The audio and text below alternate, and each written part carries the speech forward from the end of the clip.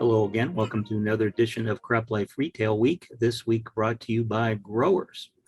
I'm Eric Sfiligoj, editor of CropLife magazine, here joined by my new partner in crime, Lara Sowinski. Lara, how you doing? Hey Eric, fine, thank you. How are you? Yes, I am good. So I guess you had a cross-country adventure recently. You were relocating from the Golden State of California down to Texas and El Paso way. So how did the move go? So far so good. A couple last minute items have to transfer over. You know, I have a horse on the way, a ranch, my 10-gallon hat. So once I get those items in place, we'll be good to go. I'm just hoping you like salsa and Tex-Mex food versus, oh, I don't know, avocado toast. Is that what you're eating a lot of in Palm Springs? So, How'd you know? well, I'm sure you will enjoy it. So yes, everybody, if you follow Laura, she is now a Texan. So very good.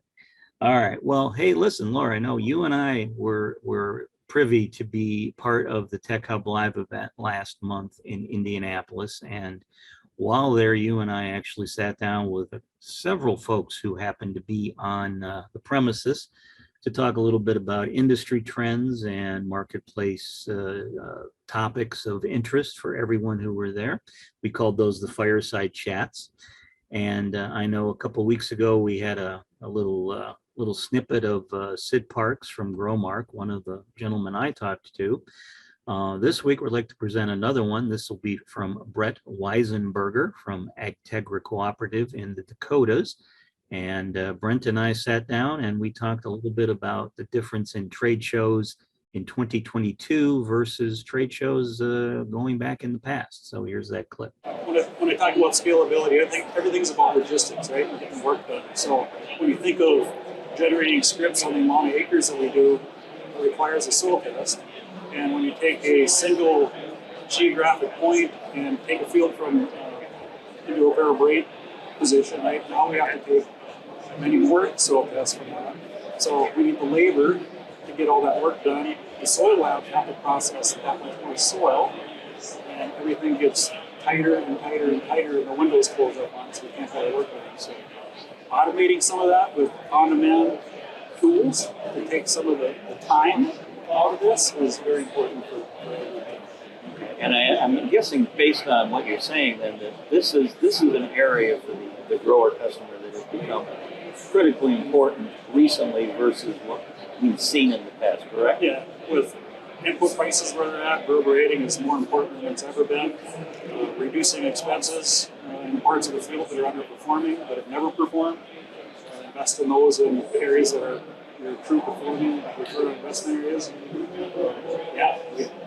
We see our business growing year over year, probably that 10 to 15% in our management zone acres. So yeah, it's just going to get more important. And finding applicators to run the equipment is more challenging. And, so the economy part of this is also very important to our business. So exciting things happening. So that's what Brent Weisenberger from Agtegra had to say regarding trade shows today versus in the past. Any comment, Laura? You know, I would have to say that trade shows top to bottom have changed quite significantly. For me, it's been 2.5 years since I've been at a trade show. So I kind of forget, and it was a nice reminder, just being truly amongst hundreds of people and that energy, there's no substitute for it. I was really, really pleased with the show. So happy to meet a lot of people that, you know, I've talked to. I can, you know, put the name with the face, but haven't met them. So no substitute for that. It was great. So that part was always exciting and looking forward to more. I know we have a couple more this year that we're putting together and excited for them. Well, that's a very good segue, and thank you for that. I was going to ask you, I know that now that we're past Tech Hub Live, I know we're getting knee deep into one of the fall events we're going to be holding, the PACE Executive Forum. That'll be taking place at the end of October in Kansas City, Missouri. But I know you've been working a little harder on that show than I have. So if you could share with our viewers a little bit about what it's all about and why they should be in attendance themselves at the end of October. Sure. Yeah, thank you. And actually, I know you have been working quite hard, and you have 3 webinars as a lead up to the program, which is at the end of October in Kansas City. So PACE Executive Forum is an expanded program. I know that you and Paul, my predecessor, had worked on this the last few years, but due to COVID, of course, it got preempted. So um, big expectations for this show, an expanded show. And PACE, certainly a senior executive level programming. I like the fact that, again, we'll kind of hit these really overarching themes that are driving a lot of changes right now in the ag space, technology, of course, being one of them. And we'll have not only folks that are familiar and thought leaders within the ag space, but I like the opportunity that we have to kind of reach out to those that are in the periphery, if you will, of the ag space, but certainly very important players when we're looking at the overall global ag tech, the food supply chain. So it's exciting to get, a lot of really good conversations. I know that you in the past have, you and Paul would meet with the advisory council, the PACE Advisory Council, and we have 11 members right now for 2022, some new faces, which is great. And again, so this program is starting with the advisory council. We'll still do that meeting within a day and a half of programming. 3 pillars this year, and I'm going to refer to my notes if you don't mind, for the PACE program at the end of October. New supply demand dynamics, first pillar, second pillar, changing agribusiness environment, and the last one, the new generation of ag. So really kind of talking what the future is in the next 1 to 3 years, what's developing, what's underway, how things are going to be changing, where people need to be positioning, how they're thinking about it. So super excited for the conversations at the end of October. Yeah, very good. So if viewers, if you're interested in checking out this event for yourselves and some of the details, please visit the web address on your screen, and you can see for yourself when this is going to be taking place and where, and some of the other fine points. So thanks for that, Laura. Now we'll pause for a moment for a word from our sponsor, Growers.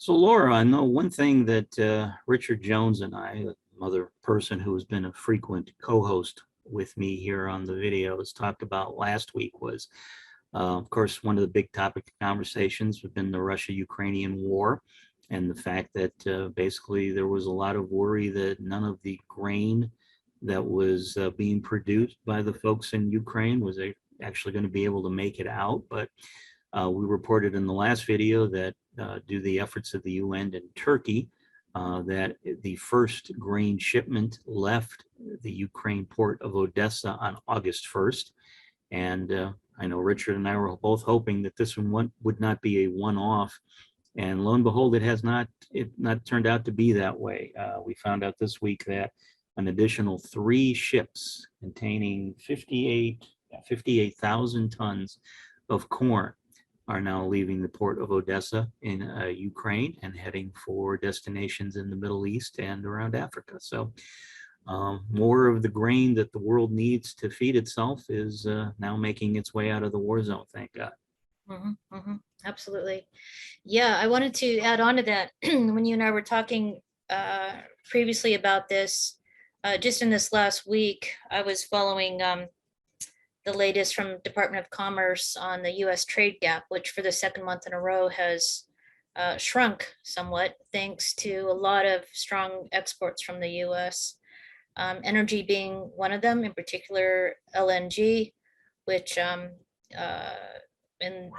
large part is going to Europe to offset the losses from Russia that Europe's not able to procure.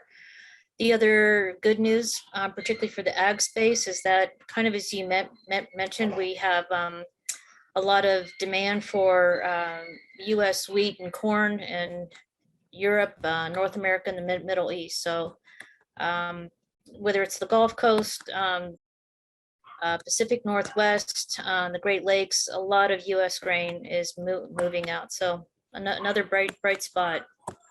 Very good. Well, it's funny you mention exports.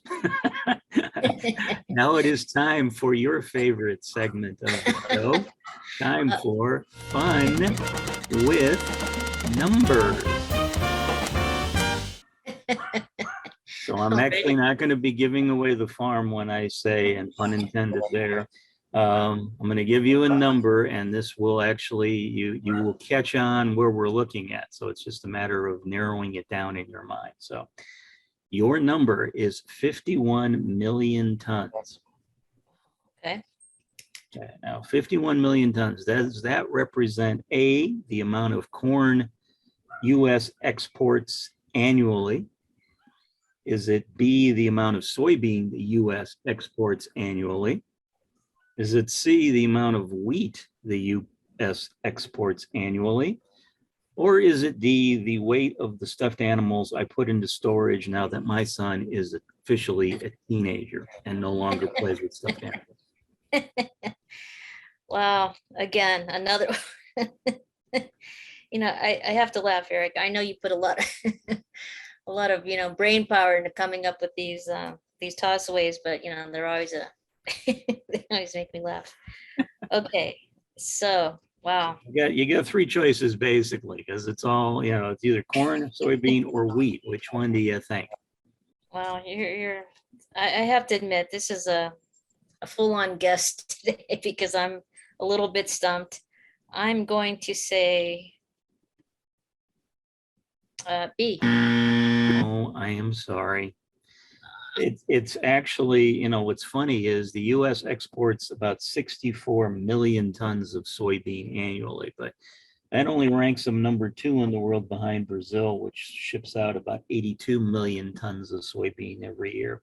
No, the correct answer is A, corn, 51 million tons of corn, and that leads the world. The second largest exporter of corn in the world is Argentina at 36 million tons. So U.S. has a decent amount of, does a decent amount of exporting of corn.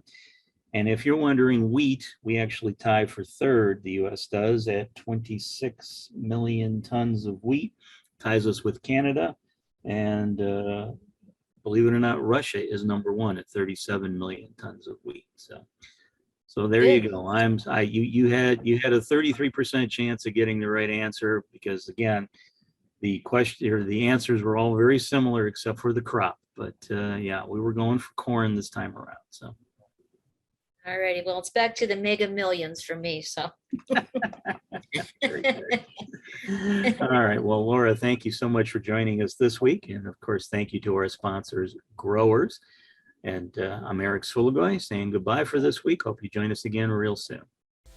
If you have questions or comments about today's episode of Retail Week, contact us by email or Twitter, or type your message in the comment section below. Your feedback is important to us. We will try our best to address your thoughts in next week's episode, and be sure to subscribe to our YouTube channel.